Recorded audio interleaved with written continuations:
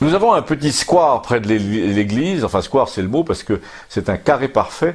Il y a 4 arbres et 4 bancs qui encadrent une fontaine minuscule et l'été c'est charmant mais il n'y a jamais personne.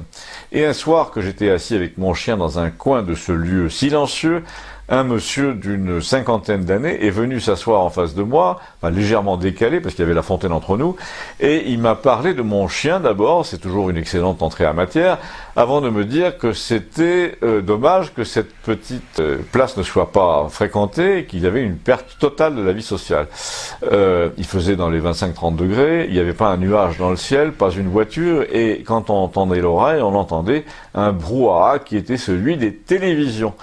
Dans les moindres ruelles, en effet, il y avait des fenêtres ouvertes par lesquelles on entendait la rumeur de la vie des autres qui habitaient loin, alors que la vie des gens d'ici avait été comme siphonnée par ce qu'il y avait à voir ailleurs. Le monsieur m'a dit, vous avez vu les photos du siècle passé que le Conseil général a fait plastifier pour les mettre à tous les coins de rue ici, pour les touristes, et bien c'est incroyable quand on y pense.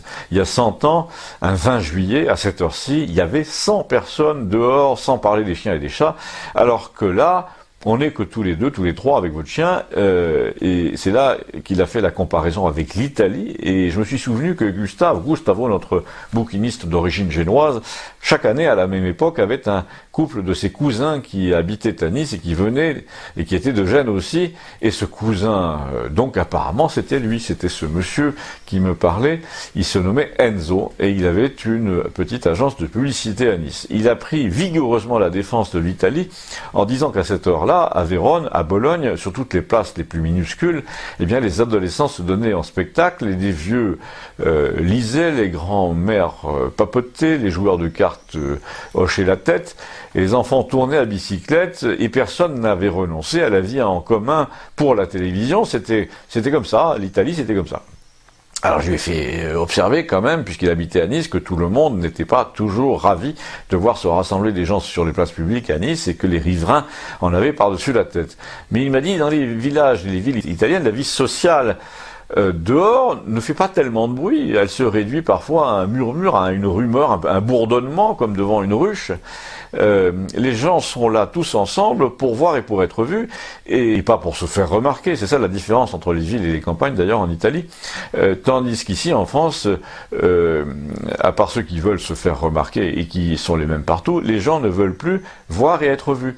Je ne sais pas si vous avez remarqué, m'a-t-il dit, mais les gens qu'on ne voit jamais dans la vie sociale, jamais au café, jamais à l'église, jamais dans la rue, eh bien sortent à 6 heures du matin pour aller arroser au jardin et rentrent chez eux dès les premières voitures.